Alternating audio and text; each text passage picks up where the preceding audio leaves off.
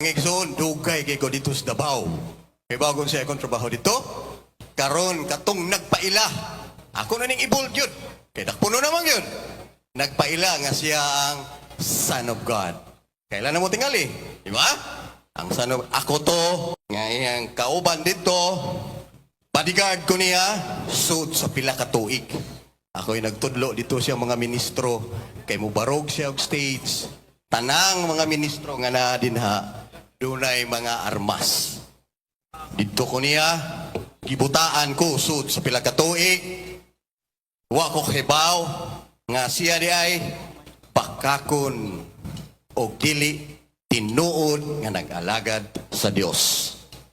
Sa dihang nalinggawas ko dito, ang tibuok na kong pamilya gigukod niya. Sa dihang paggawas ako nga to mga igsoon, especially taga Davao, Digos, grabe akong kaagay, nagtago-tago ko dito.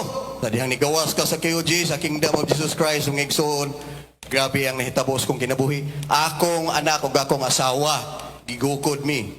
Dakong kahom nga gipakita sa balang spirito nako. Walay wol nga nag-alin ako.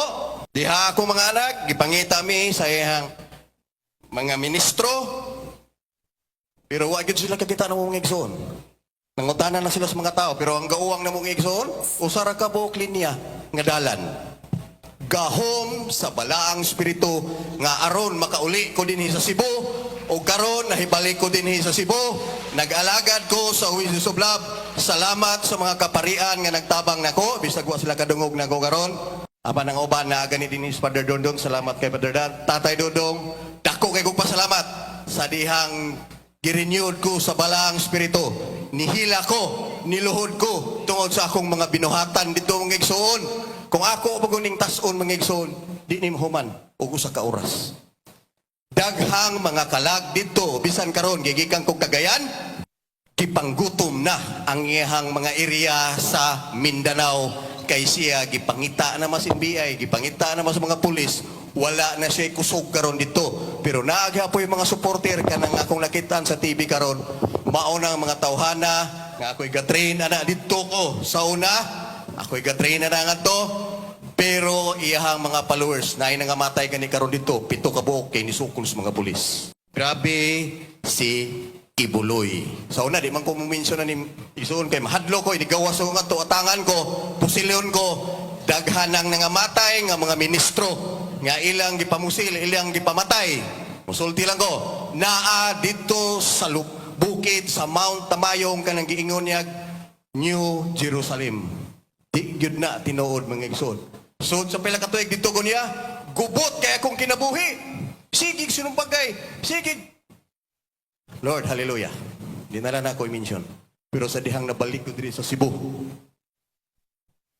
ni-surrender ko Tatay Dodong Limchoa. I-counseling ko sa mga pari. Nagtabang sila nako mga igsoon.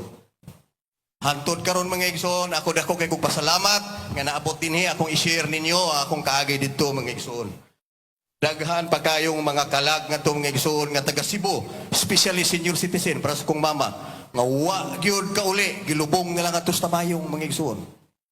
Gilubong na lang dito kay way pamliti kay mahadlok siya nga mo pauli din sa Cebu, mutug-an o kinsa siya nga tao nga nagpailang Dios.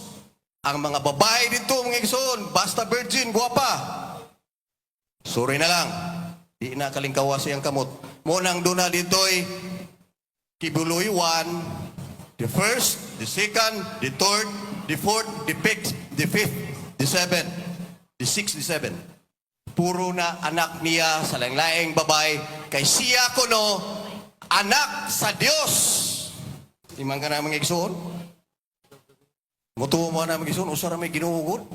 Only Jesus Christ nagdupa sa cross. Pero siya dito, nagpapatay-patay na yun. Mura sa Jesus Christ, siya pagtulog adlaw, nabanhaw na sad, kada kong binuang. Hasta ko, sa una igsoon, sa dito ko, grabe akong kaagim ng igsoon. Munang di ko mauwaw karon din hininyo, mga igsoon. Wa man ko kibaw sa dinig. Uli na kos amoa, wa man dyan ko masayod. Musakay kos pauli sa mua, ako rang usa, wa ko masayod og magkita pa bata. Munang ibulgar na nako karon, at least makahinumdum sa kong naong nga naupaw ba. No? Salamat ko sa Ginoo kay karon Nana ko sa Wisis Sublab. Salamat ko sa akong mga igsuon. Salamat ko sa gahom sa Dios. Salamat sa balang Espiritu Santo nga ako gibuhi o gitagaag panalangin uban sa akong pamilya mga igsuon. Praise God!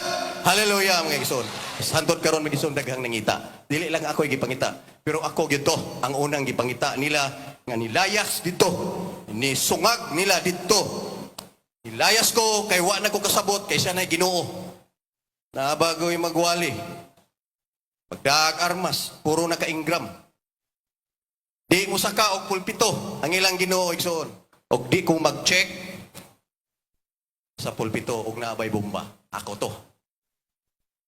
Tungod kay tingay sa akong skill mixoon, nga usa ko ka trinor, pero dili di ay. Sayop di ay mga igsoon. So mga igsoon, di kay nakutason. Dagang salamat ug maghapon. Praise God!